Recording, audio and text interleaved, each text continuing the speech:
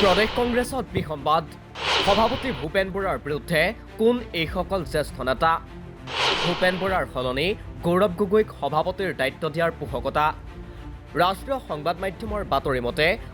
গৌৰৱ গগৈৰ সমৰ্থনত ২০ৰো অধিক কংগ্ৰেছ নেতাৰ পত্ৰ ৰাষ্ট্ৰীয় নেতৃত্বলৈ সংবাদ মাধ্যমৰ বাতৰিক অস্বীকাৰ নকৰিলে সভাপতি ভূপেন বৰাই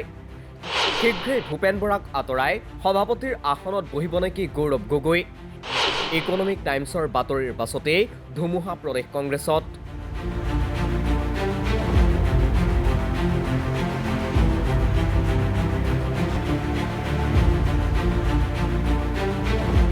প্ৰদেশ কংগ্ৰেছত গৌৰৱ গগৈ আৰু সভাপতি ভূপেন বৰাক কেন্দ্ৰ কৰি দুই পৃথক বৃত্ত গঢ়ি উঠা কাৰ্য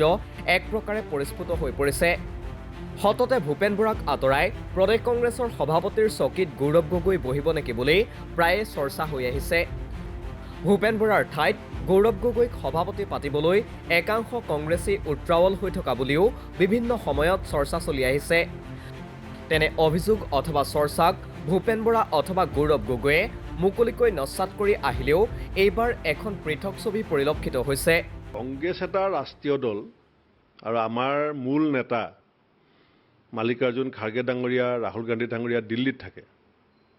আৰু আমাৰ নেতাসকল দিল্লীলৈ গ'লে আমাৰ অসমৰ যিসকল কৰ্মকৰ্তা বিভিন্ন পৰ্যায়ৰ নেতা কৰ্মী আছে দিল্লী গ'লে কংগ্ৰেছ শীৰ্ষ নেতৃত্বক লগ ধৰাটো স্বাভাৱিক কথা আৰু লগ ধৰি পেলাই তেওঁলোকৰ মনৰ কথা কোৱাত আপত্তি কৰিবলগীয়া একো নাই আমি আমাৰ দলৰ নেতাক আমাৰ তৃণমূল পৰ্যায়ৰ বা ৰাজ্যিক পৰ্যায়ৰ সকলো নেতাই মন খুলি কথা কোৱাত আমি কেতিয়াও আপত্তি নকৰোঁ আমাৰ নেতাক গৈ পেলাই কথা কোৱাটো আমাৰ আভ্যন্তৰীণ গণতন্ত্ৰ বৃহস্পতিবাৰে এই মন্তব্য প্ৰদেশ কংগ্ৰেছৰ সভাপতি ভূপেন বৰাৰ মতে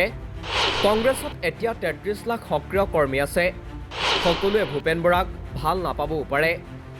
দলৰ ৰাজ্যিক নেতাই হাইকমাণ্ডক সাক্ষাৎ কৰাটো স্বাভাৱিক কংগ্ৰেছ দলৰ ক'ব পাৰে সেইটোত মোৰ ক'বলগীয়া একো নাই তো কৰিব পাৰে কংগ্ৰেছত এতিয়া আমাৰ ৩৩ লাখ এক্টিভ মেম্বাৰ আছে গতিকে ৩৩ লাখ এক্টিভ মেম্বাৰৰ প্ৰত্যেকজনেই মোক সমানে ভাল পাব এনেকুৱা আশা মই কৰাটোও ভুল ভূপেন বৰাৰ এই প্ৰতিক্ৰিয়াৰ আঁৰত আছে ইকনমিক টাইমছৰ এটা বাতৰি বুধবাৰে প্ৰকাশিত এই বাতৰি অনুসৰি প্ৰদেশ কংগ্ৰেছৰ ২০ৰো অধিক নেতাই পত্ৰ লিখিছে হাইকমাণ্ডলৈ কংগ্ৰেছৰ ৰাষ্ট্ৰীয় অধ্যক্ষলৈ লিখা পত্ৰত কংগ্ৰেছ নেতাকেইজনে প্ৰদেশ কংগ্ৰেছৰ সভাপতি হিচাপে বিচাৰিছে গৌৰৱ গগৈক বাতৰি অনুসৰি গৌৰৱ গগৈক সভাপতি হিচাপে বিচৰা প্ৰদেশ কংগ্ৰেছৰ এই নেতৃত্বৰ তালিকাত আছে কেইবাগৰাকী প্ৰাক্তন বিধায়ক আৰু মন্ত্ৰী তেওঁলোকৰ ভিতৰত আছে ৰাজীৱ লোচন পেগু RP শৰ্মা পংকজ বৰা আৰু নুৰজামাল চৰকাৰকে ধৰি ২০ৰো অধিক কংগ্ৰেছ নেতা ইকনমিক টাইমছৰ বাতৰি অনুসৰি পত্ৰত কোৱা হয় যে গৌৰৱ গগৈক প্ৰদেশ কংগ্ৰেছৰ সভাপতিৰ দায়িত্ব দিলে ২৬ৰ নিৰ্বাচনৰ পূৰ্বে দলীয় সাংগঠনিক একতা অধিক সবল আৰু ক্ষীপ্ৰ হ'ব আহোম ভোটাৰৰ ক্ষেত্ৰতো ই গুৰুত্বপূৰ্ণ ভূমিকা গ্ৰহণ কৰিব ইফালে এই বাতৰিক লৈ ব্যাপক চৰ্চা চলাৰ মাজতে প্ৰতিক্ৰিয়া ব্যক্ত কৰিছে বিৰোধী দলপতি দেৱব্ৰত শইকীয়াই প্ৰাক্তন বিধায়কৰ সৈতে মোৰ সাক্ষাৎ হোৱা নাই এইকেইদিন সেই গতিকে যদি গোপনীয়ভাৱে কৰিছে মই নাজানো কিন্তু মোৰ হাতত তেনেকুৱা তথ্য একেবাৰেই নাই মইতো ক'ব নোৱাৰো সেইবিলাক আমাৰ দায়িত্ব নহয় সেইবিলাক হ'ল চাওক মই হাইকমাণ্ডে ভূপেন বৰা ডাঙৰীয়াক যেতিয়া এতিয়া ইয়াত নেতৃত্ব ল'বলৈ দিছে তাৰপিছত হাইকমাণ্ডৰে দায়িত্ব এইবিলাক চোৱা নেতৃত্ব কৰিব লাগে নালাগে আমি দল ২৬ৰ বিধানসভা নিৰ্বাচনলৈ মাত্ৰ বছৰ বাকী তাৰ পূৰ্বে ঘনে ঘনে চৰ্চা হৈছে প্ৰদেশ কংগ্ৰেছৰ সভাপতি সলনিৰ প্ৰসংগ বৰ্তমানৰ সভাপতিগৰাকীয়ে এনে চৰ্চাক নস্যাৎ কৰি আহিলেও এইবাৰ সুৰ কিছু নৰম হৈছে ভূপেন বৰাৰ প্ৰেক্ষাপটত ২৬ৰ নিৰ্বাচনলৈ প্ৰদেশ কংগ্ৰেছৰ সভাপতি ভূপেন বৰাই হৈ থাকিব নে হাইকমাণ্ডে এই দায়িত্ব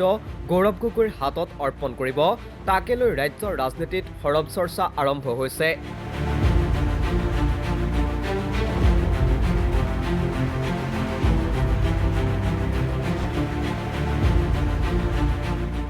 নিউজ ডেস্ক ৰিপোৰ্ট দি ক্ৰছ কাৰেণ্ট